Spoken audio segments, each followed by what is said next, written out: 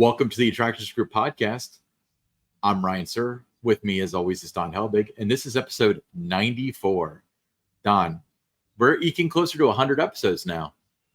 We are. Ryan, have you given any thought to what we should do for episode 100? I figure we should just replay episode 1, and then we take the week off.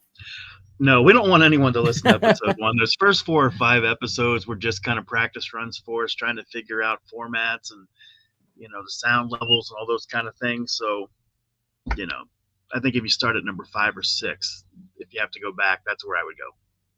Yeah, we're not really going to do that. We'll do something for episode 100. Actually, I don't really know what we're going to do. So don't get too excited because it might just be another episode. Kind of like your birthday once you get older and it's just any other day. Yeah, just another episode, right? Yeah. So, if you're looking at the Attractions Group podcast, lots of places where you can listen to us, all your favorite podcast apps. We're talking Apple, Spotify, and the others. You want to watch on YouTube, be sure to subscribe, follow us on X.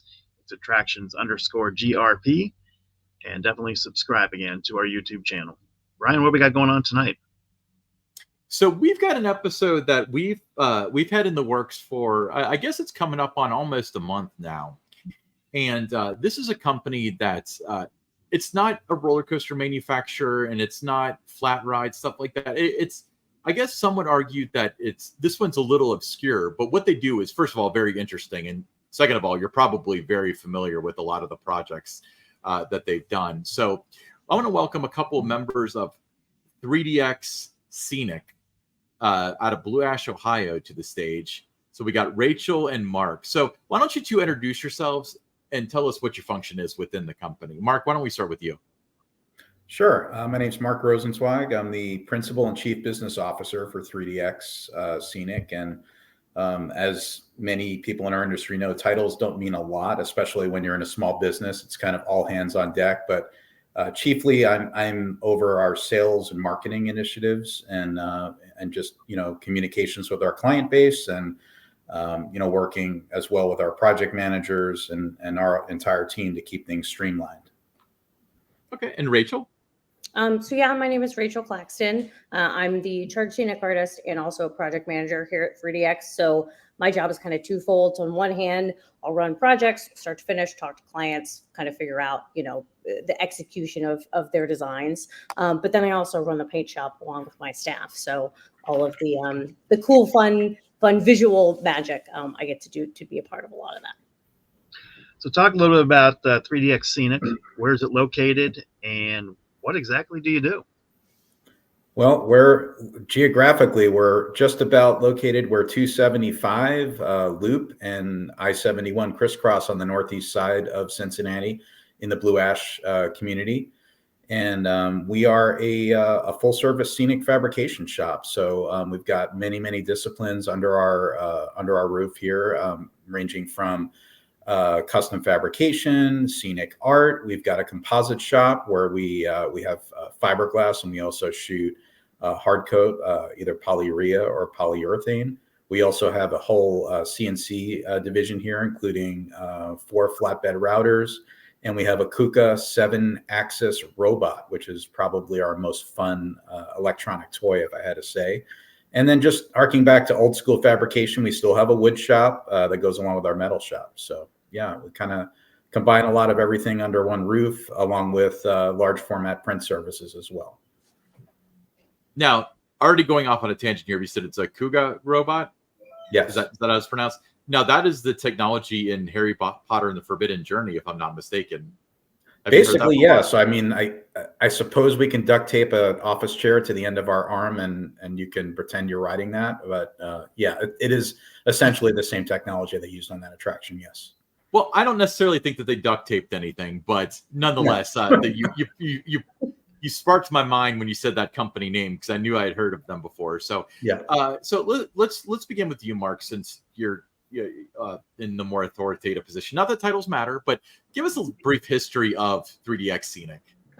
Well, we were founded in 1999, and historically, 3dxScenic up until last fall, was owned by two separate live event production companies. So 3DX served as the in-house scenic shop for producing sets for live events. From 1999 through 2018, it was for Iacano Productions, which was based here in Blue Ash. And then in I think it was late 18 or early 19, Live Technologies in Columbus, Ohio, purchased Iacano Productions along with 3DX. And so both companies folded under, basically became part of Live. And then last year, just through circumstances, Matt Waldenmeyer, who's been a team member at 3DX for over 20 years, and myself took over ownership of 3DX. So as of October of last year, for the first time, 3dxScenic became its own independent business and operation. Very cool. So how did each of you get involved with 3dxScenic? And we'll start with you, Rachel. Yeah, so a lot of my career was spent in theater. I went to school in Chicago, freelance there for a while, did mostly theater, some TV, some film, a little bit of themed entertainment, but honestly not much. And then once I decided to kind of get out of the theatrical world, it sort of just fell into it, found 3DX. I was living in Louisville at the time, doing some haunted houses and that kind of stuff, and transitioned into a full-time position with 3DX. And the cool thing was I was able to like take all of the skills that I had done in theater and television and film, you know, the past 10, 12 years, and transfer them into the entertainment roller coaster kind of world. Mark? Yeah, so for me, I've been in the attractions industry since 1998. I worked at Michigan's Adventure. I was on the team that opened Shivering Timbers, the wooden coaster up there that most roller coaster enthusiasts would be familiar with. And then that led into a career in sales and marketing, selling for various ride manufacturers. And then eventually it led me here to Cincinnati when in 2020, when the COVID pandemic kind of flipped a lot of people's careers on their heads and people had to make quick pivots. So I found 3DX and came out, interviewed, and they were interested in growing their external project portfolio because at the time, most of the work was coming from inside for doing live event scenic projects. So I was brought in to grow more of the projects that we do for theme parks and experiential design agencies and architects and those type of things. So that's how I landed here. So getting into the nitty gritty of stuff, let's talk about some of the projects that 3DX has been involved with. Obviously, a lot of the stuff that you're excited about now is stuff that you probably can't talk about because it's future projects. But can we talk about some of the projects that that you're particularly proud of that are public and that people can go see right now? Let's start with you, Rachel.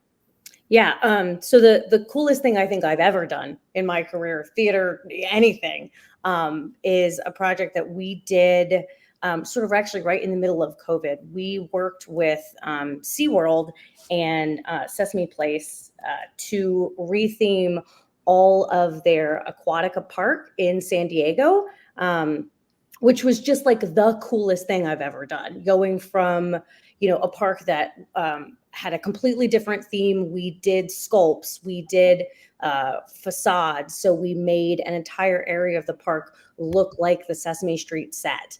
So it was really cool because we were able to go to the Sesame Street set and work with their designers and work with their team to make sure that everything looked exactly like the TV show. So all of the guests really sort of recognize everything that you see.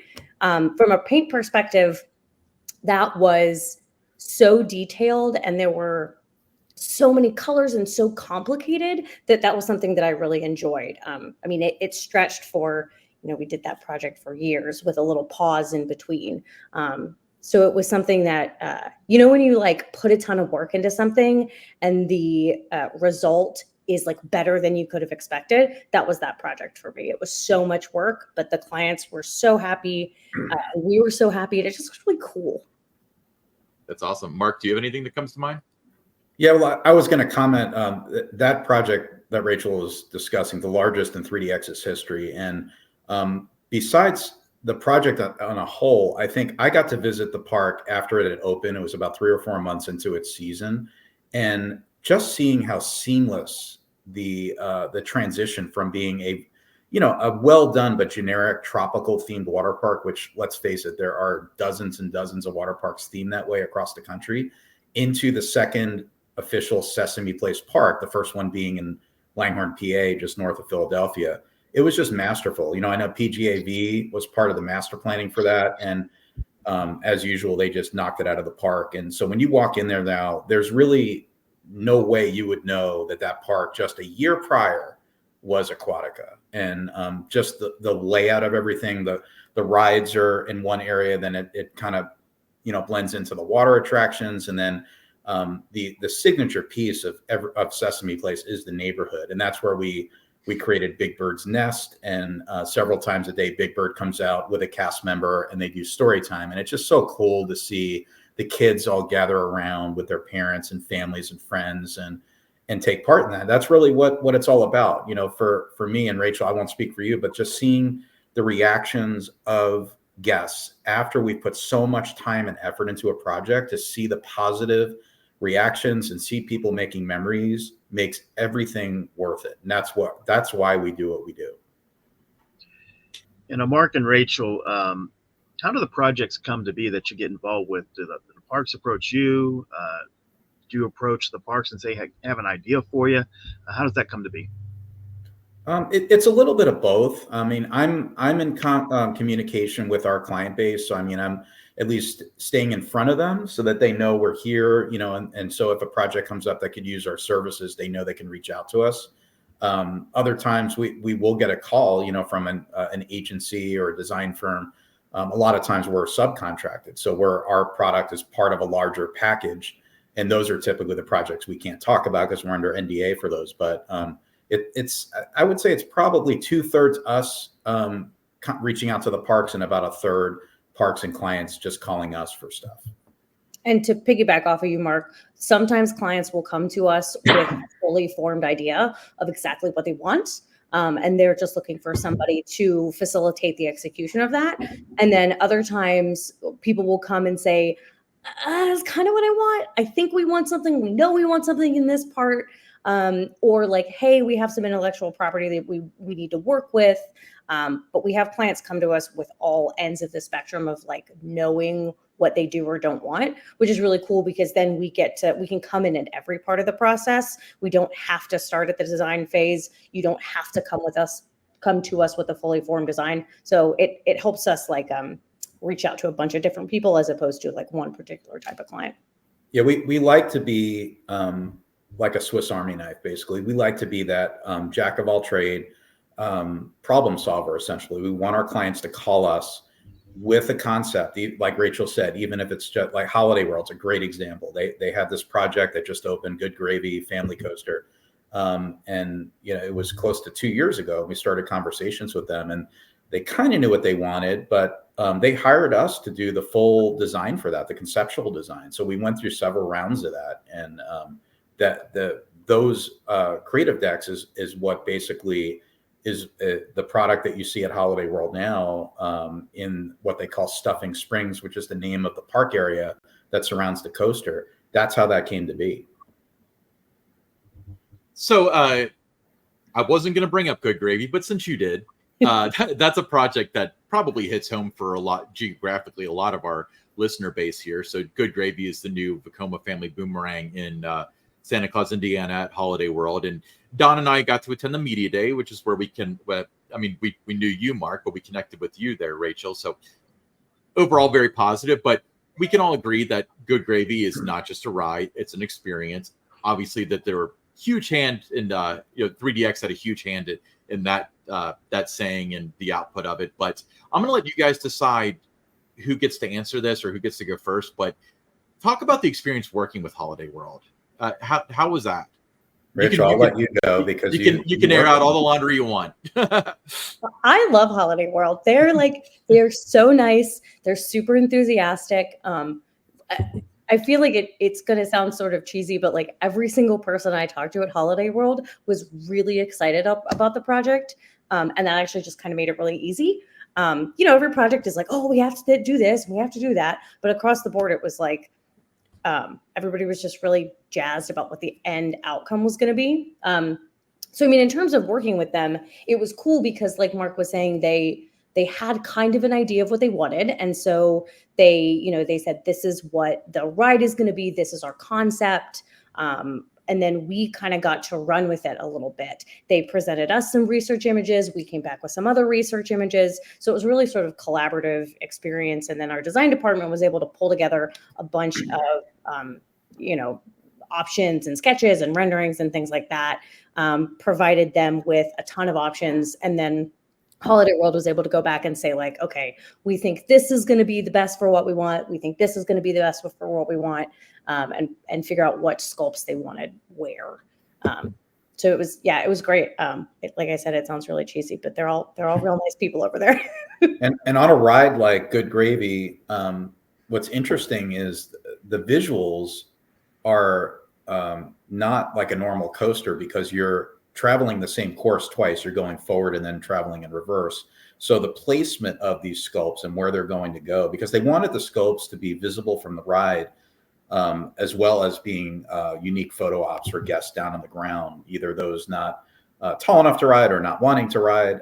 It truly did become a real immersive subland, essentially, in Thanksgiving. And I think it's going to prove to be one of the best investments overall that the park's made. It's one of the largest investments in the dry park in quite some time, maybe since they put in the B&M launched wing coaster. So I think it's going to balance the park out really well this year, because the water park really is their bread and butter. But now I think this is going to lead to longer length of stay, which is very critical for park success, for per capita spending and all that. So there's a lot of good coming with Good Gravy, I think. Yeah, the attention to detail with Good Gravy, it's amazing. Some of the best work that I've ever seen in all my years of going to amusement and theme parks.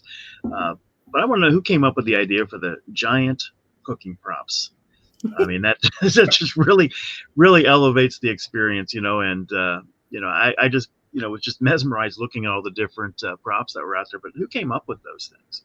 So that idea came from Holiday World. They knew what they wanted. They wanted these oversized, cooking sculpts. But then, like I said earlier, we then worked together to figure out exactly what they were. So I have in my head, a bunch of the options that we didn't choose as well. I think the ones that we chose fit perfectly for like the locations and give you the exact kind of idea.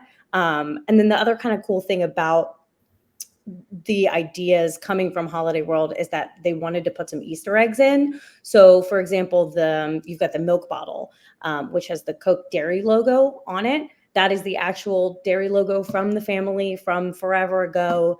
So we were able to do a bunch of research and find that, so that we could, hide that as a little Easter egg in, as opposed to just a standard like milk bottle. So it has a particular tie to the area. And then the stuffing box, which is my baby and the thing that I am the most proud of, is it's Ruth's stuffing, because the woman who created sort of the Stouffer's like big stuffing is from the area where the park is, and so it was just a little nod to location history and things like that. So we got to put some cool Easter eggs in. And also, I'll just say our paint team, that this is some of the greatest scenic work that I've ever seen. That's all hand painted. Everything you see on that stuffing box, that is not a vinyl wrap, which 99 out of 100 projects would be today for budgetary or other reasons. The Holiday World team was insistent that this is a hand painted piece, and it is on full display. You could see it from the walkway as you're walking up towards Thunderbird from the Good Gravy area. And just masterful. And you might be asking why one of the lids missing here, because we were getting it prepped to ship, couldn't ship it with the lid down like that. So it was put back on after it got to the park. Oh, that's fascinating. I try to have conversations with different people in different facets of the industry, and I often talk out of turn. But Rachel, I was talking to you. I remember this conversation. We were looking at this. We weren't looking at it in your shop, as this photo implies, but we were looking at the roller here, and I was like, oh man, this must have been terrible to paint this, because there's so many little details. And I assumed your answer was going to be like, yeah, I had to hand stencil every one, and it took 6 weeks and stuff. But you're like, no, actually, I just found the right roller and it was perfect. So let me ask you this. I'm going to ask this as an open-ended question because obviously I don't know the answer, but what are some of the challenges that you not received, but that you experienced with this particular project, with the Good Gravy project? What are some of the challenges that were kind of unique to this project? Honestly, at least from a paint perspective, right, is scale. So normally as a scenic artist, right, you're doing things on a regular size scale. So wood grain is always kind of about the same size, right? Bricks are pretty standard size.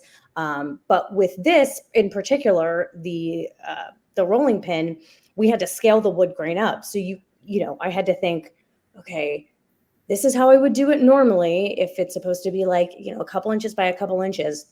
So I had to totally change my materials and my thought process. So it was a lot of sampling. But yeah, like you said, I ended up just finding a particular roller. It's called a check roller. It's a bunch of like metal wheels with cuts out of them. And then you just roll it on and it gave this beautiful wood grain texture. And so I added that in to a bunch of layers that I did. But so it was scale. And I think scale in general, not just in a parent perspective, but also, some of these sculpts are 15 feet tall. So maneuvering them, getting the coatings nice and solid and lovely, and making sure that really just everything fit together in its pieces. Because, if you're building something small, you can kind of make sure that everything fits exactly how it's supposed to fairly easily. But with this big stuff, it takes a lot of effort to put it together in full. So luckily for us, our shop is large enough that we were able to put all of the pieces together in full so that not only we could make sure that everything worked, but also so that Holiday World could see everything in advance. Because that's something that we really like to do in general, is to make sure that the client knows exactly what they're going to get. So we always send a ton of photos and stuff like that. But because we were able to, put these huge things together, nobody was surprised when they pulled stuff off the truck, which is great. It's exactly what you want. Now, Rachel, following up a little bit on that, what was your process for making the paint on these large props look realistic compared to the real ones? For example, did you have to play any tricks, like unrealistically emphasizing some of the features? Yeah, so this one we did a little bit of trompe-l'oeil painting, not too much because it was like a really lovely graphic design, so that really helped. But exactly for the wood grain, it was the process that we do is I like to make sure that the client has approved what that paint process is going to be. So we were able to do, I think they were like 3 foot by 3 foot samples, and send them out to Holiday World so that they could see exactly what they were going to get. There's this actually really cool photo that Holiday World posted on their Instagram a little while back that is all of the paint samples sitting in the construction site where the coaster and all of the props are going to be. So it was like a little teaser that they did. But in terms of the paint process, we sent those samples out to them. They approve them, or they say, hey, we want to tweak this. But it helps us figure out what we're going to do in advance too. So it helps us kind of speed it along on the back end, since we've already figured out the process and made those decisions.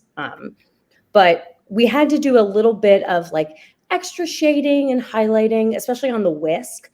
Because if you just paint something silver, it doesn't have that sort of dimension, even though an actual whisk is just metal. There's no highlights and shadow on that. We were able to the dimension of a little bit, so it just looks more dynamic in the park, as opposed to if we had just done something that was one solid color. And I'll add also that for any project to be successful, it has to be a partnership, and their team was just so proactive and ahead of things. They were ahead of schedule on almost every aspect of this project. And that's Andrew Boland, who's their maintenance construction manager, Eric Snow, who was our main contact. He's a chief marketing officer, I believe, and Lauren Crosby as well were our main contacts as the project started. And everything just went so smoothly, and everything was on time. And, from the coaster installation to the sculpts being installed. So that it was really a breath of fresh air to go through that and have everything happen on time. So, when Holiday World announced this, there was the animation, and we all knew that there was, when I say we all, I mean me and Don, because you guys probably knew a little bit more than us, but the average person knew that the queue was going to be something interesting. But discussing the ride as an experience as a whole with you guys, like, I think you guys are in the same plane as Don and I, where, the ride is part of this big, giant experience that you walk into, and it's one of the many moving parts. I think that they're onto something special. I don't think that anybody would disagree with me. The first time that you got to experience Good Gravy, how did it feel to know that you and your company had a part in this? Let's start with you, Mark. It's a thrill. I mean, on a personal level, the last project that I was involved with at Holiday World was Hollow Swings. And I actually worked with Will Cook himself on that project. So the park has a special place in my heart. It always has. So going into their new edition this year and walking the queue, I think Rachel and I had several moments we were cracking up at some of those, the screens with Grandma and Grandpa going through various speeches and then freezing back in their face. It was very, very well done. They were also very fortunate. That station building is way oversized for a Vekoma family boomerang. So the fact that they were able to repurpose it so well from the former water ride that was there, maximizing it really. And not only that, it gives them a queue that, might hold 40 minutes or even an hour of people, I'm not sure, in air conditioning, because how hot it gets down there in that area of the country, as it is here as well in the middle of summer. So yeah, I mean, just being part of that is it really is a thrill professionally and personally. And Rachel? we touched on this a little bit earlier. We were talking about Sesame Place in San Diego, but we were there for Media Day, and so I was able to just kind of like watch everybody else go, oh my gosh, oh my gosh, oh my gosh, and sort of like see the details that we had put in, the details that the park had put in, because the park did some theming and they did a great job with that too. Like, it's just beautiful. And so I felt really proud of it. It's one of my larger, more recent projects as a project manager. So it was very cool to see everything, come together fully. There's always something really nice about, oftentimes I will put stuff on a truck and I will never see it again if I'm not part of the install team. So if I get photos or things like that from a client, like, that's great. But I'm not always on site. And so to be able to actually see people interact with it was really cool. And to see like kids taking photos with the chicken timer, which is just absolutely adorable, is something that I don't often get to experience as somebody that is primarily in the shop. So it was really, really special. And, Holiday World, while being an amazing park, doesn't have that single iconic structure like Kings Island's Eiffel Tower or Magic Kingdom Park Cinderella Castle. It doesn't have that spot that every family takes photos. They have some photo ops around the park, but some of these scopes I think are just iconic, and they're going to prove to be iconic over time. And so I can foresee a lot of families taking that photo every year at the kitchen timer and just watching their kids grow. And it might sound corny, but that's a cool thing as well. It's kind of, they have that Santa Claus photo op near the entrance, but otherwise, that I think that's going to be what that leads to. Yeah, I saw a lot of the people that were attending Media Day getting a photo in front of that chicken timer as well. But when you look at Good Gravy, it's not a ride. It's really an experience, and the different elements that you guys put in place there. How important do you think that is moving forward in the future as parks look to put in new attractions to make it more of an experience than just a ride?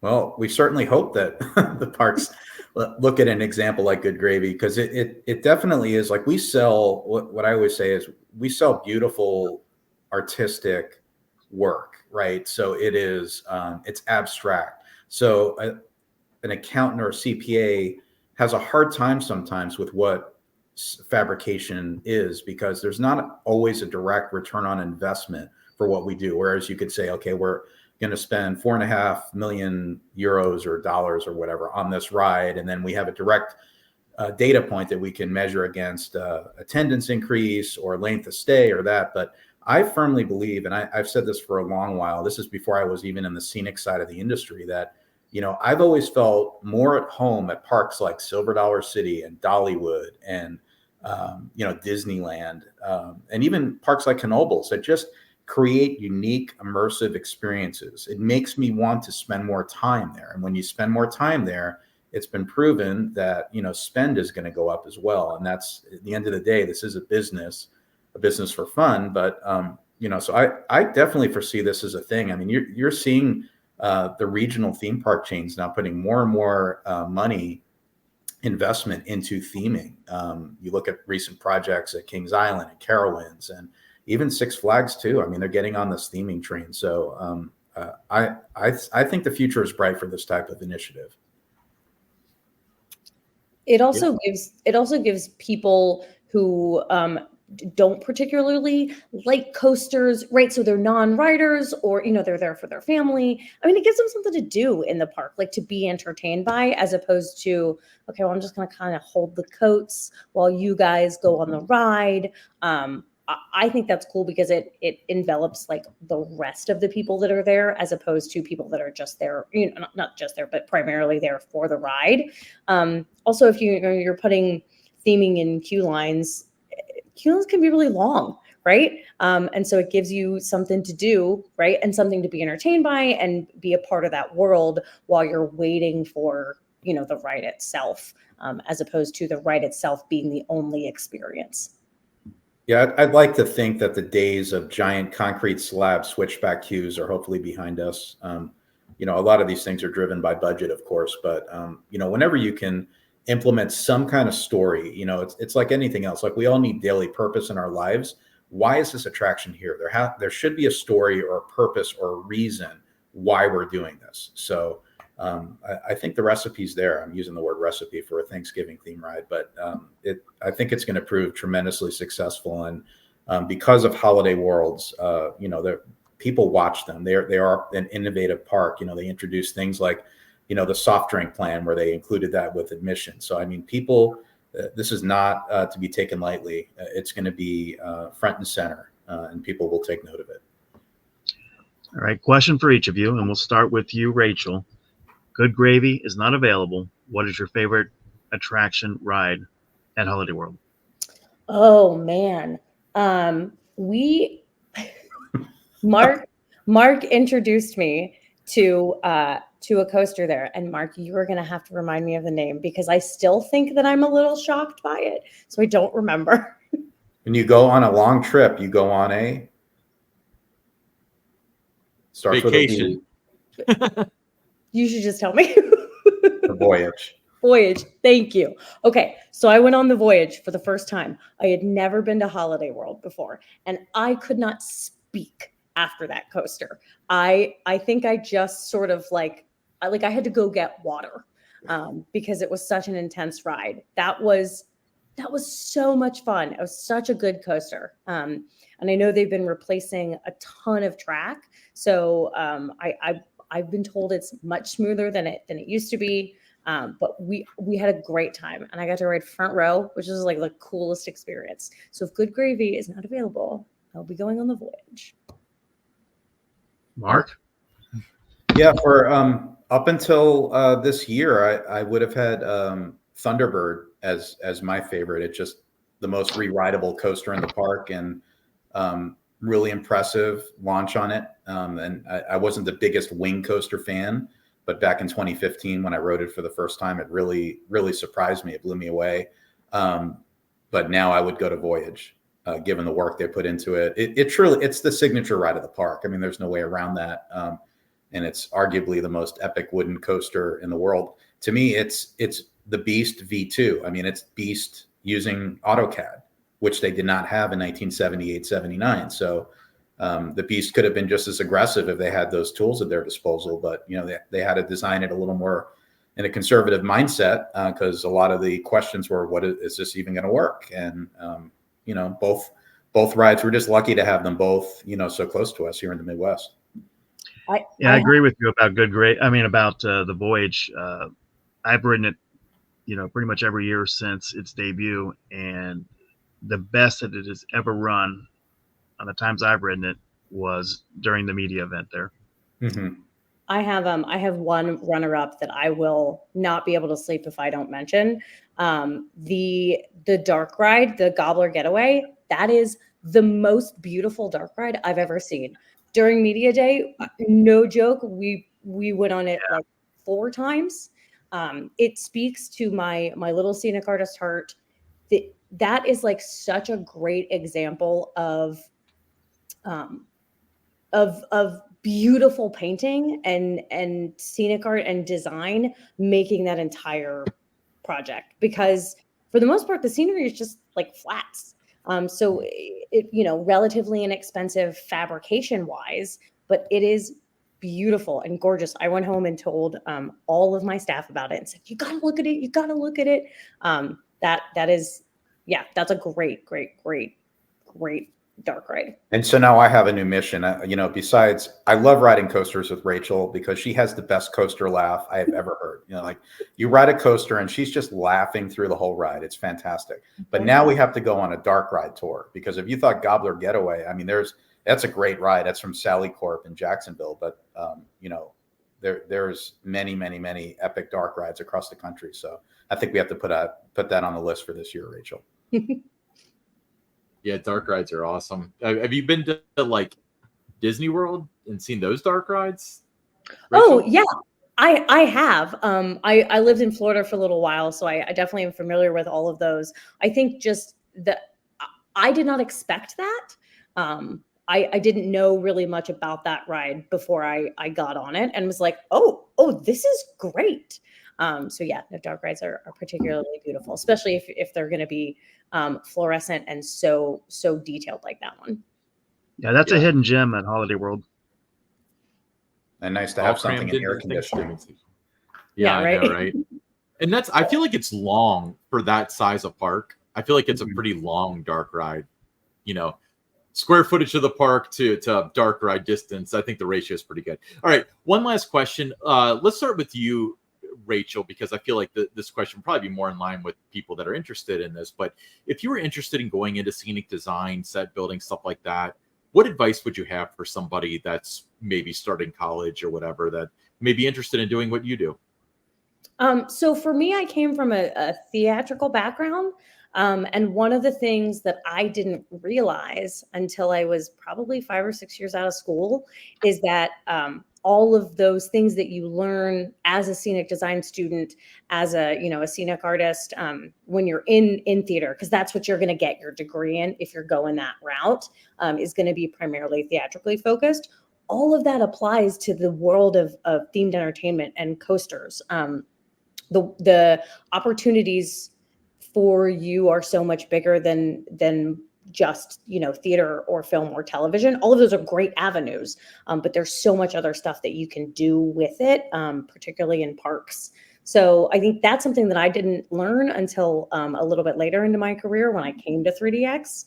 So if I'm going to give anybody some advice, that's what I would say is look at the skills that you've got, and what interests you and what can you do with those skills. Because that's what led me to be here. And I find this work just so enjoyable and very cool. And, I said this earlier that like, there's nothing like watching somebody interact. A particular thing that I really like is when I tell somebody like, oh yeah, that piece of scenery, oh, that's just like wood, plywood and steel. And they're like, but it looks like marble or brick or whatever. And I'm like, yeah, I know. That's because I did my job. So I think that's pretty cool. So yeah, I think just think larger than just the theatrical world. That's what I would suggest. Mark? Yeah, I mean, I'm a big proponent of getting your hands dirty. Go out there. If you want to work in the industry, get a job at a park, get any job, any entry level job, whether it's in park services and you're sweeping the midways and cleaning the restrooms. Move your way up, be curious, always take on new tasks, learn. When you work at a park, you're essentially a citizen in a city. That's kind of the mantra at Silver Dollar City, where team members are called citizens, but you're working in different departments. There's finance, there's operations, there's group sales, there's just get yourself immersed in that. And then IAAPA, or the International Association of Amusement Parks and Attractions, has their annual expo that's in Orlando every November. It's the week before Thanksgiving week, and they have an ambassador program. And if you go to www.iaapa.org, you can find out more about that just by doing a search through there. But that's really a good way, because you get in there with like-minded people trying to get into the industry, and you beginning to see the back of house, which is very important, because it's, just like a restaurant. It's not all pretty all the time, but learning every aspect of it. And, just, again, like Rachel said, like what we do here, we have one of the most skilled teams, I believe, in the industry. Whether it's our carousel horse sculpts that we did at Lake Compounce in Kennywood, the parade floats we did for Cedar Point's 150th anniversary parade, the Grand Carnival parade, the Sesame Street street party parade. We have projects everywhere, and people are amazed at how is it, these materials can look like that. Well, it's people that have worked hard. They've gone through, they've gotten experience, they've worked in different industries, and it all translates to what we do. And we're just thrilled to be here, and we're looking forward to our continued growth in the future. Perfect. Awesome. Well, thank you guys both for being on the show. It's really been a fascinating conversation. Let's just really quickly, so people know, like, have a little bit more of a base. What are some of the other theme park projects that 3DX has done? Just you don't have to go into detail. Just list them off, just so people get a bigger feel for your scope of work. Sure. So more recent, we've done large and small projects for groups like Palace. So and Rachel, you actually project managed that. We did a wishing well that was a retail fixture inside the gift shop at Dutch Wonderland in Lancaster. It's a small piece, but it really filled out the space nicely. Iconic, the carousel horse sculpts that were done for Kennywood and Lake Compounce are the largest carousel horse sculpts in the world. They stand 15 feet tall. They're 17-foot front hoof to tail. They're just spectacular. Those are the kind of photo op pieces that we really, again, don't have that direct return on investment. But, when guests take photos with the park name behind that sculpt and the family there, I mean, there's that, the social media marketing mileage, it goes forever, essentially. And the Sesame Place San Diego project was just tremendous. It was almost a 2.5-3 year project, converting an entire park. We do a lot of our more recent projects we unfortunately can't talk about, but we work in all facets of fiberglass and composites, whether it's for ride vehicles or sculpts and signage and portals and all that kind of stuff. So we've got several exciting projects that are in works now that, maybe Rachel and I can come back on and chat with you guys a little more about next year. Be fascinating. We'd love that. All right. Well, Mark, Rachel, again, appreciate your time tonight. Thanks for joining us. Stick around for the Pick Six. Thanks, everybody.